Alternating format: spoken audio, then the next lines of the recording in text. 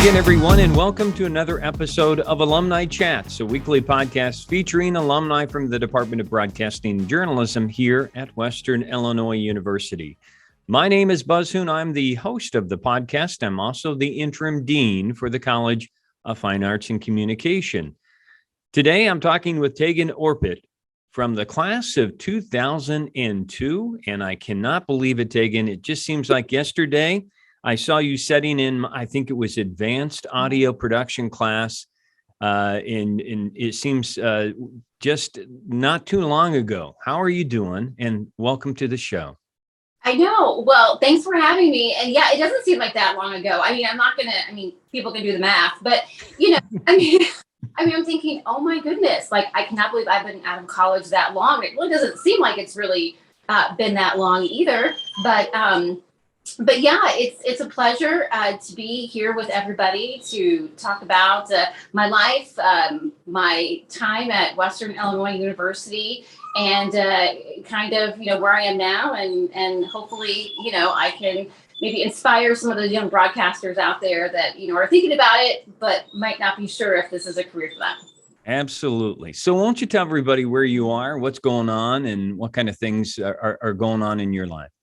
Okay, so, I still live kind of in the area in which I grew up. So I grew up in a very small town in central Adams County, Illinois, Paloma. And it's just a town of about 50, maybe 75 people. It's so small that they don't even put the number of people on.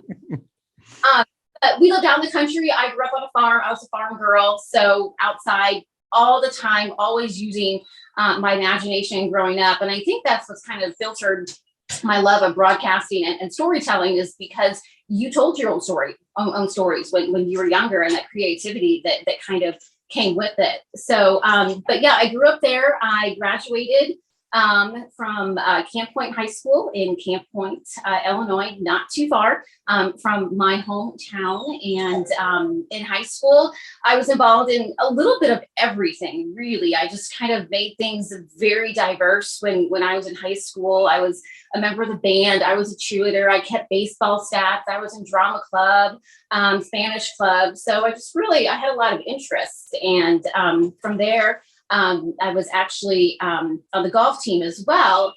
So junior college first on a golf and cheerleading scholarship, and then eventually transferred to Western Illinois University to finish up my bachelor's degree. I didn't want to pursue those two interests in college. I really just kind of wanted to focus on my major because, extracurricular activities and school can be very time consuming. So I just kind of wanted to focus on that.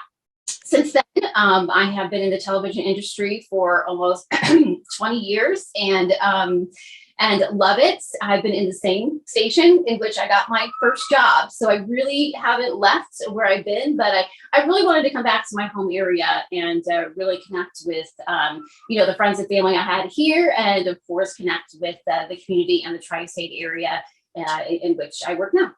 And you are such an important part of that community. And we'll talk a little bit about how you've found your way along the years. But let's go back, because I think it's, I did not grow up in a small town, but my in-laws grew up in a small town in Indiana. And I think there's something about that experience that helps develop a young person's character and really shape their path.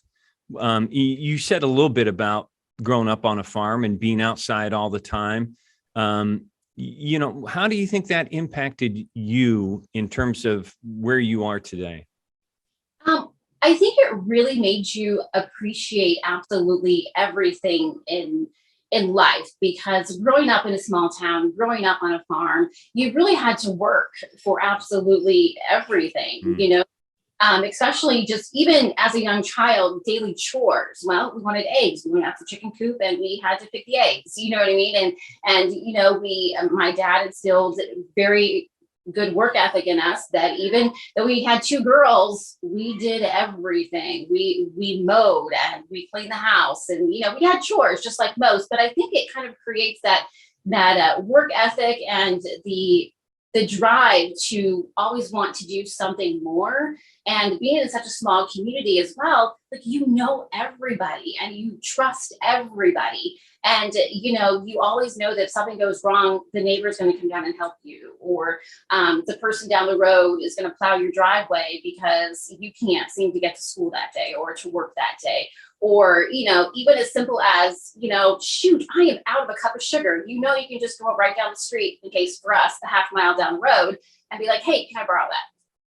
Yeah, I think it says something a lot about the community that you're from, and how you're all sort of responsible for each other as well, because they won't let you. Yeah, I mean, you can't get lost in the shuffle, so that you're mindful that you're representing your family and you're from that community. Let's talk a little bit about you said a little bit about the things you were exploring while you were young. You had the chores that you had to do, that you were responsible for. What kind of things were you doing as a young person that you're exploring, and how did your family support help you along the way? Yeah, I was involved in so much. I'm really not sure how my parents really kind of kept up with it all. But I mean, even as a parent now, I'm like, I don't know how they did it, because my mom was home for half the time. Now you have two working parents in the home when you're kind of trying to juggle it all. But I really credit a lot of it to, my upbringing. My parents were involved in the community, and they expected us to be involved in the community, and they expected us to always help one another, and expect nothing in return. You know what I mean? Because you're not doing it to get something in return. You are doing it because you need to help your neighbor. That's just what you do. And I also credit a lot of the diversity and a lot of interest I had is I grew up in 4-H, and so we got to explore a lot of different opportunities, a lot of different careers, a lot of different skills that we learned through the 10 years that I did that. And so it really kind of allowed me to kind of, at a young age, really see a lot about a little, and kind of really see what else was out there in the community, in the world, and what different interests, I may or may not have as I get older. Interesting.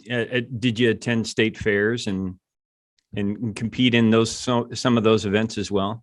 Oh yeah. Since the time I knew that I could qualify for state, which was the age of 8 years old, that was my drive. It's like, I want to go to state fair every single year. And I did. And so in each year it was in a different project, whether it was sewing, whether it was visual arts, whether it was animals, whether it was, whatever it was, I always had that drive to be like, my end goal is to hopefully get to the state fair.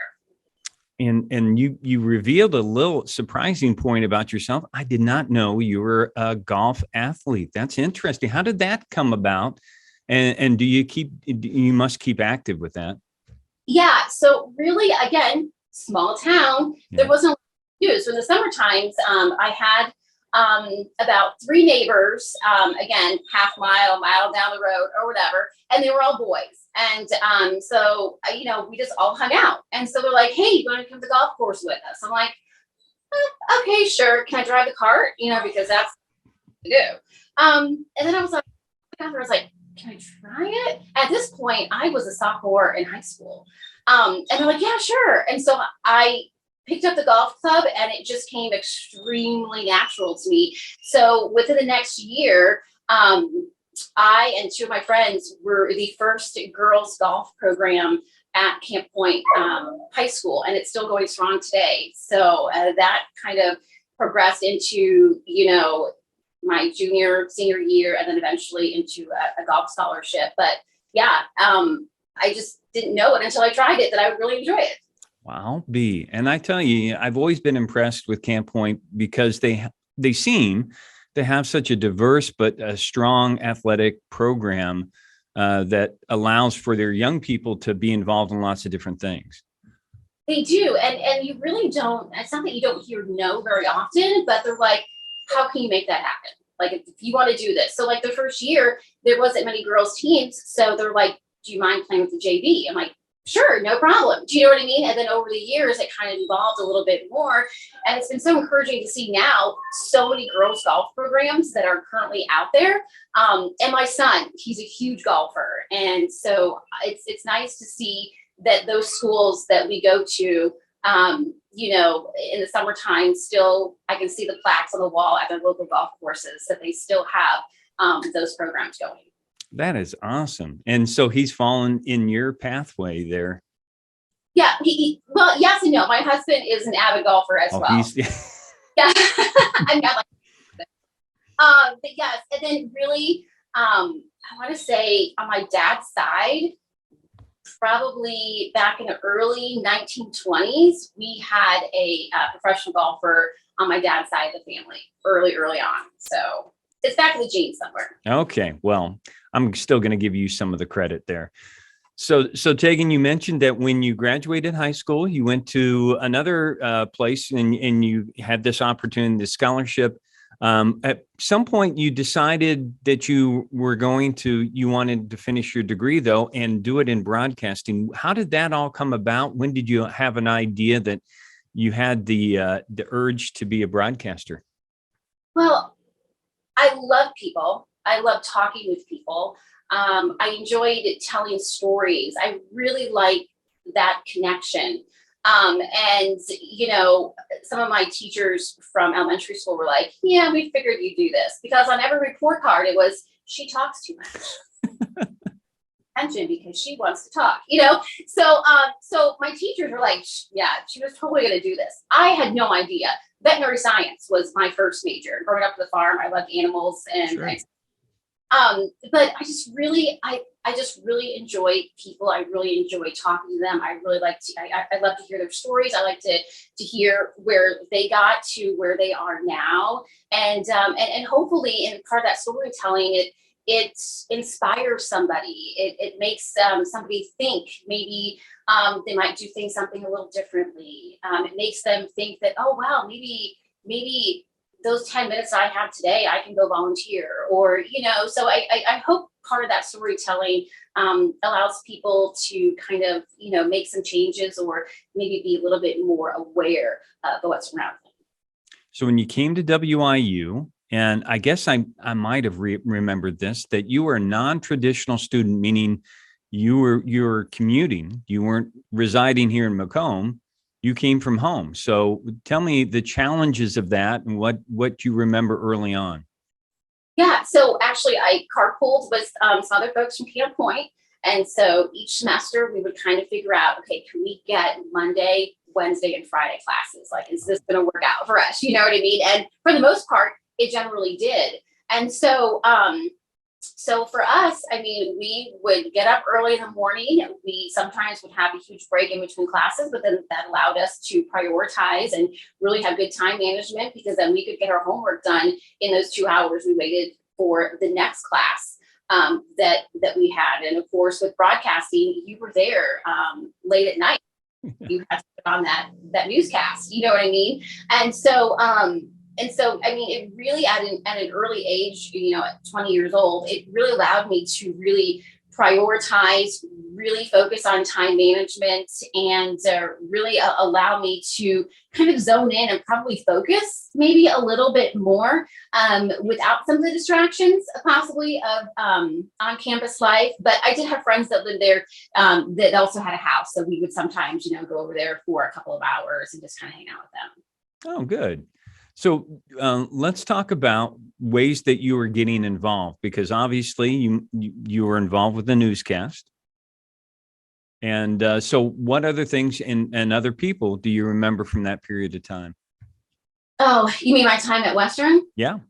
Oh, goodness. Oh, I mean, I can probably remember most of the professors, although they're all still there except for you.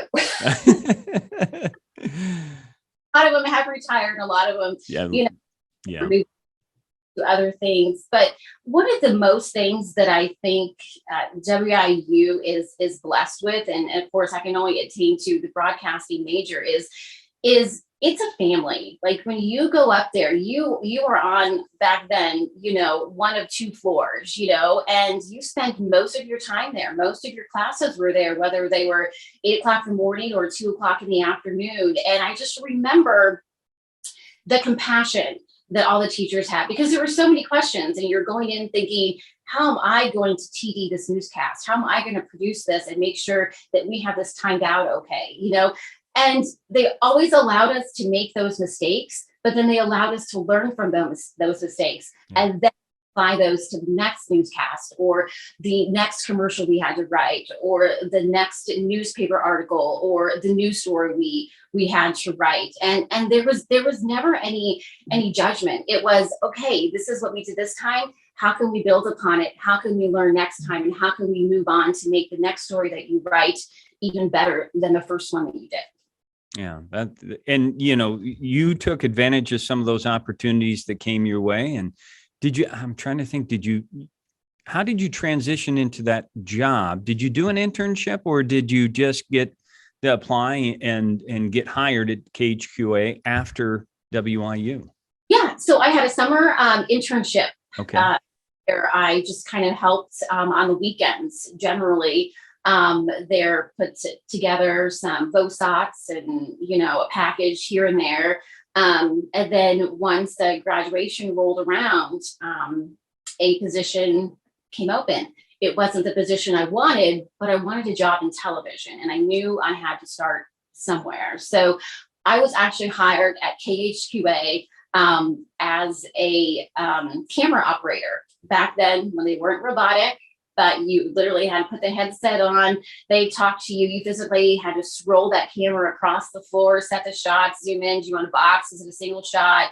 All that kind of stuff. So that's really where I started, which was really like the ground level. The glamorous part. Of course. So how did you were persistent and showing that work ethic that you had grown up with, though, and at some point in time, somebody took a chance and started giving you opportunities to show what you could do there. And what kind of ways were you getting reporting opportunities on air? Yeah, absolutely. So when I first started being a camera operator, and I kind of got the hang of that, about a month in, like I was bored. Like I'm like, I can do so much more than this, So I was like, hey, do you mind if I edit that video? If you don't have time, I could totally edit that for you. Or do you want me to go shoot it? Because I see that it's a reader in the show, but I can just go down the street and shoot some video and edit it. So we have some video for the newscast. And so it started slow like that. And it was more along the lines of me continuing to ask, like, hey, do you mind if I do this? Or is this something that would be helpful?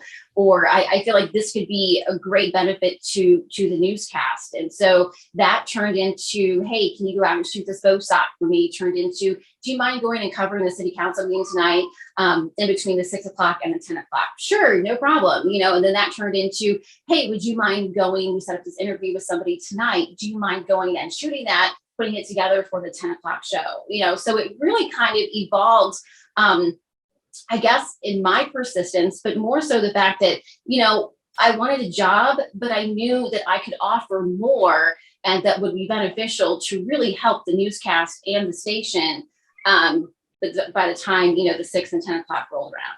Huh. Well, I hope that our students listen to this, though, and get an idea that sometimes you don't wait around for somebody to finally ask you to be. You have to also be on the lookout for opportunities to make yourself available. And so I think that's an important lesson. But do you remember the first time you were on air, though, and what that feeling was like? Did you because you growing up in that area must have been the idea that some of those people that are watching? Yeah, I think the first thought was, I'm terrified. Yeah. Do you know what I mean? As you're thinking, oh my goodness, all these people are going to be watching me. But in the reality, I'm in a studio with maybe 2 or 3 other people talking just in front of the video camera. with a script rolling in front of me. You know what I mean? So the perception of it was just kind of hard at first for me to really wrap my head around. But I got really lucky that I was able to tape it. So if I messed up, I could do it over and over again. But because that first moment that you get that opportunity, you're just so excited that you just want to make sure that everything is absolutely perfect. So how did you transition into weather? That's a really funny story. So I was about 6 months into the job. And at this point, I was running the studio camera. I was out and going packages. I was getting both shots. I was starting to interview people and all that kind of stuff. And our meteorologist at the time, Gary Glashman, said, he just said, I think there's something in you. And I think that I think you'll like weather. And I'm like, okay, you know what I mean? So he really saw something in me that I didn't even know that I would even have an interest in. And so, for months he would train me on different things and, as far as models go and then on-air presentation, and I'd have to make some tapes, and then those tapes would go to the news direct. The news direct would be like, this is great. Now let's work on this. You know what I mean? And then I'd go back to the drawing board and I would do it again and really kind of perfect that craft, because it's not just going on air. Like, they just don't let you just go. You really have to be able to know that they can trust you on air. You're going to be fluid, and you kind of worked out all the kinks. And so it was really him that saw something in me that I didn't even know. I wouldn't even think about weather even remotely ever. And so it was him that saw something in me and that made me fall in love with it. So I absolutely loved it. I ended up taking some classes at Mississippi State University. And so it's just, sometimes it takes that one person to see something in you that you didn't know was there. And then your entire future is changed. Wow. That's a great story. And not only that, I've always wanted to talk to you about because it makes sense now, knowing that you had this ability as a young girl to even be able to talk to people that, for those that don't know, you don't have a scripted part of the program. I mean, you have elements that you're going to present, but it's all coming from Tegan's mind as you're delivering content to your viewers. And I think that is incredibly difficult, that many people within television don't have an understanding that, there are reporters and anchors that will go up there and read information, but somebody in your position, you're just bringing it all from your consciousness. Right. And I think that's one of the biggest misconceptions sometimes. They're like, how do you read all that? And I'm like, there's no reading. For people to understand, you're in the studio hours before the show, studying the models, reading everything, studying, this low pressure system, high pressure system. When's this next weather maker coming in? You're doing all of that before you even hit the air. So at least you have a couple of hours to absolutely study everything. But you have an idea, and I call it bullet points, that there are certain areas in which you want to hit. But really, you go out there and you just talk. And I always tell people, just pretend like you're talking to your friend.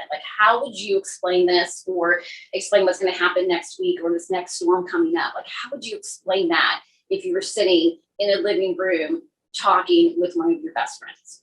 Well, you do it so well. And not only that, it's times of developing weather that I think that, again, because it's sort of like doing sports play-by-play. You don't know what's going to happen, and it's revealing itself to you as you do it. And yet you're able to still communicate that information that is very important. People need to know that information right away.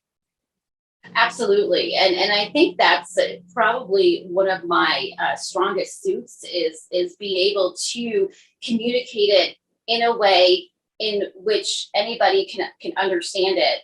And also in a way that doesn't make people alarmed or make people think that they need to be scared, or, I try to really do it in the most calming most communicative manner in which I can. A lot of times, I even visualize my kids. Like, I don't want them to be scared. I don't want them to have to worry about this. So how am I going to present this in a way in which you're getting the important information across? You are talking to them that it's going to be dangerous, but you don't also want to overreact and make them scared. Huh. That's good. I like that trick, and visualizing somebody that you care about helps you then with your messaging. Let's talk about some of the things that you've had some opportunities to meet some interesting people, I'm sure, over the years. Who's a favorite? Is there somebody, a memory that you say, I'm really glad I got a chance to meet this person?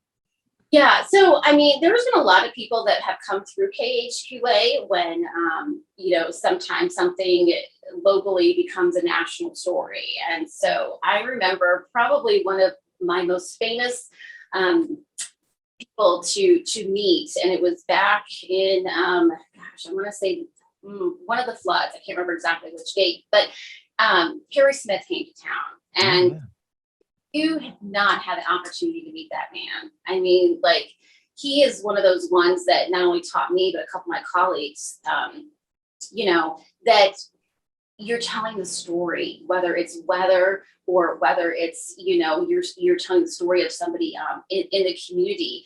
And he goes, just be relaxed, be who you are. Don't be somebody that you think somebody wants you to be, but be authentically you. Tell the story your way, present it your way. And that really always kind of resonated with me. And if you've ever watched him, he has his own style and he has his own demeanor, and he's so relaxed, but yet so conversational. And I remember, my colleagues and I got to spend a couple hours with him, and he really taught us a lot in just that little bit of time. You've also had the opportunity to do some traveling that is work related. Where are some places you've been, and what kind of things have you done on those trips? Sure. Well, at work at Opportunity, I don't know, we had some kind of connection or some kind of, I don't know what it was, but I was able to go to Alaska with about 4 viewers from the tri-state area. And that was absolutely amazing, because I do love to connect with everybody in the community, but I got to connect with a lot of them on a different level. I mean, I got to go on vacation with them, and some of them I still see today, and it's been over 10 years and I still run into them, or I see them at the grocery store sometimes, or even after we got back for a few years, we'd all get together, for a dinner. And it was really nice to be able to connect with them. And I think it was nice for them to be able to connect with me and my family as well, because sometimes there's a perception, when folks watch the television and oh, so-and-so was on TV. It's like, we're just like you, what I mean? This just has to be our job, and, we live in the same community. And so it was really nice to be able to connect with them, spend 2 weeks with them, travel Alaska and the Yukon with them. And again, still today, still keep in touch with a lot of them. That's such a awesome thing to mention, again, because part of that is you're developing those roots, which you already certainly have in certain parts of that, but other people are getting to know the human side of you. I think it was interesting. You mentioned you were involved in some sort of story, and I've got to find out what happened here, where you got hit. Is this a tornado or something where you got hit in the face with a fish? No, so it's you can go find it. It was really early on in my career, and our assignment editor at the time was like, "Got a great story for you this weekend." And I'm like, "Okay," I think probably because I was a farm girl. He's like, "You're totally love this." I'm like, "Okay, sure, no problem." He goes, "You're going to go up to Bath, Illinois, and they have what they call a redneck fishing derby, and bring back a story." And I'm like, "Okay, well, we'll do it." You know what I mean? I'm thinking, redneck fishing derby, and back then the internet wasn't quite as, easy to navigate as it is now.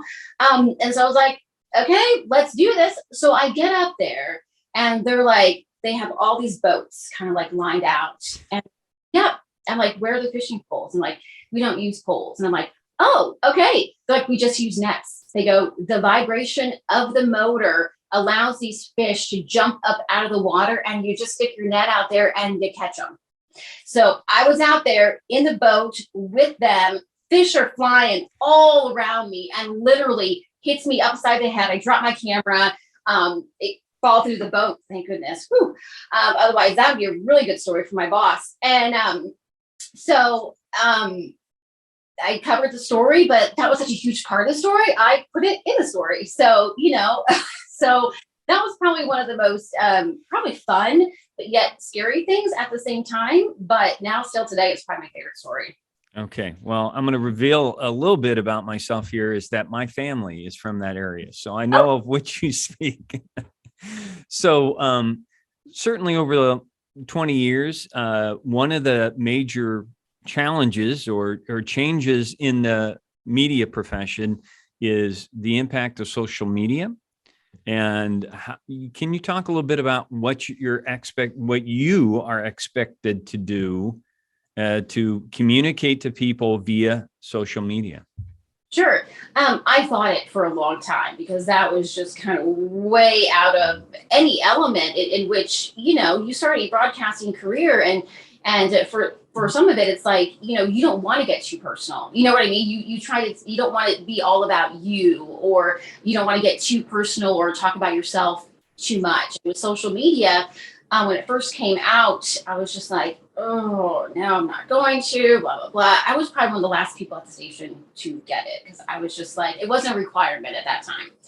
But then I finally got it and I was like, oh, this is a great way to keep up with friends I haven't seen in a while. Like, this is fantastic. And then all of a sudden, like, the broadcasting world kind of caught on that was a way people communicated, or they shared stories, or they got news tips. So eventually I did venture out and I got Facebook first, and then I got Twitter, and then I got Instagram, and I do have TikTok. I'm still not sure how that works.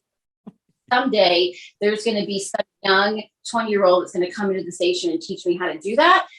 So I haven't wrapped my head around TikTok just yet, but all of that social media, it allows you to connect with your viewers in a totally different way, and something that they're a little bit more comfortable with a lot of times as well, because you emailed for so long.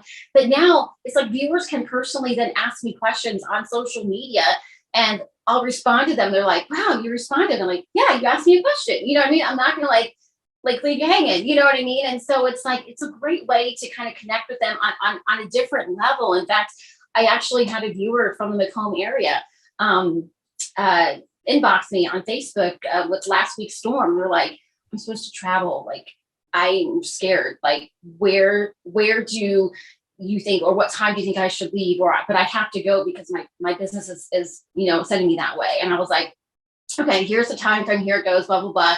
She wrote me back and she goes, just want you know, I made it there safely. Thank you so much. And of course, I wrote back like, I'm so glad you made it there safely. You know what I mean? So it allows you to really kind of get that personal connection on a different level rather than talking to somebody, but on social media. And I think it allows people to be sometimes a little more comfortable in asking you a question that, they might not feel comfortable walking up in public and asking you. But on social media, you have those opportunities. It also allows you to get the information to people a lot quicker than 20 years ago.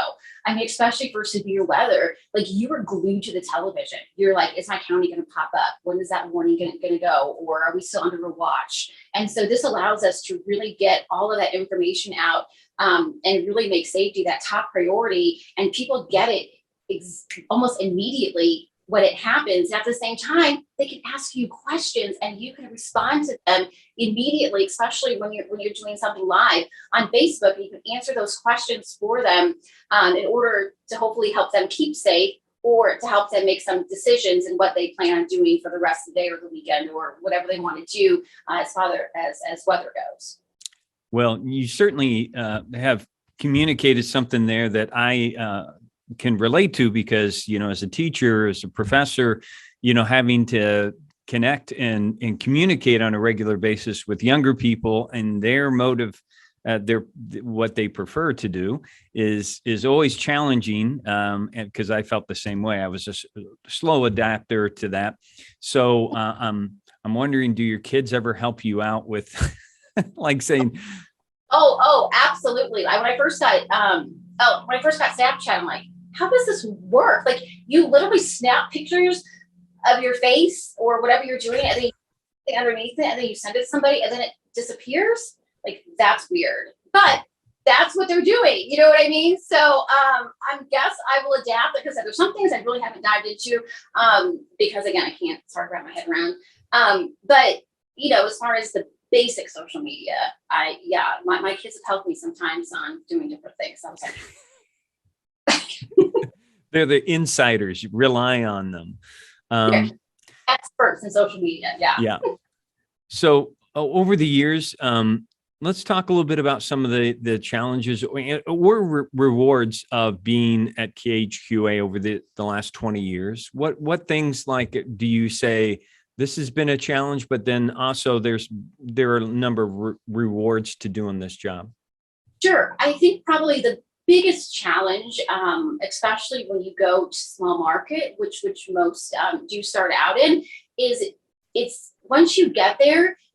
For me, it was, you're doing everything.